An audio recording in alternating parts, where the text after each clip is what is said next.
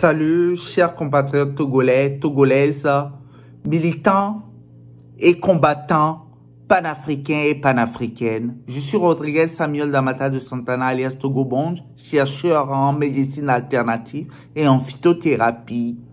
Si vous aimez mes vidéos en matière sanitaire, vous pouvez vous souscrire gratuitement à ma chaîne YouTube en cliquant sur la mention en rouge subscribe en bas et à droite de cette vidéo. Outre la pandémie du coronavirus, je voudrais attirer votre attention sur la maladie chronique de l'hypertension artérielle qui tue plus de 9 millions de personnes chaque année dans le monde et dont souffrent plus d'1 milliard de personnes dans le monde entier.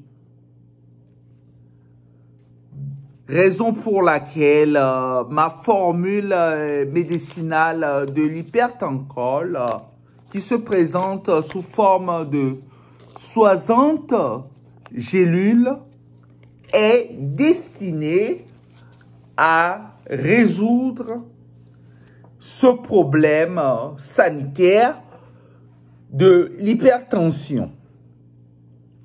Donc, sans tarder, je voudrais vous parler de la composition de l'hypertencol qui se compose de la plante médicinale de Saitysangrias et des graines de chia.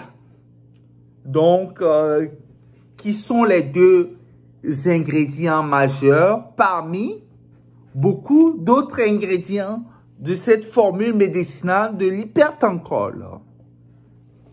Donc, Saitysangria du nom scientifique Couphaea cartaginensis est un antioxydant, un vasodilatateur combattant l'artérosclérose, la hausse du taux de cholestérol et l'hypertension artérielle.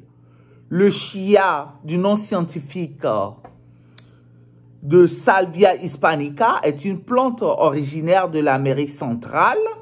Les graines de chia sont riches en protéines, en très bons lipides, en fibres et bien sûr en oméga 3.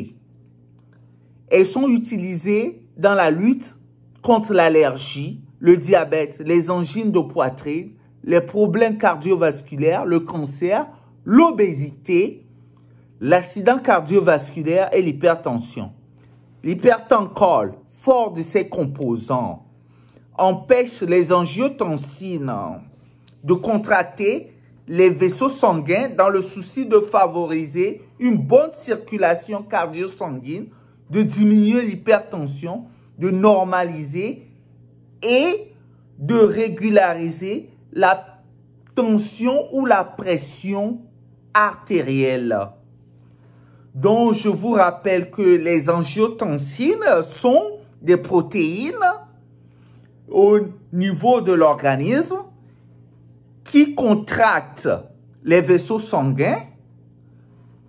Et lorsque ces angiotensines contractent les vaisseaux sanguins, ça empêche la bonne circulation cardiovasculaire, ça fait élever la tension, donc le sang doit augmenter sa pression pour pouvoir passer dans les vaisseaux sanguins, ce qui élève la tension.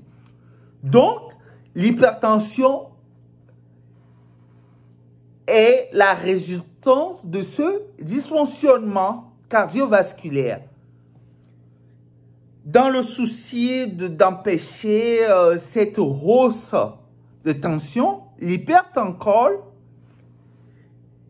empêche ces angiotensines de contracter les vaisseaux sanguins, ce qui permet de contrôler, de normaliser, de baisser la tension artérielle.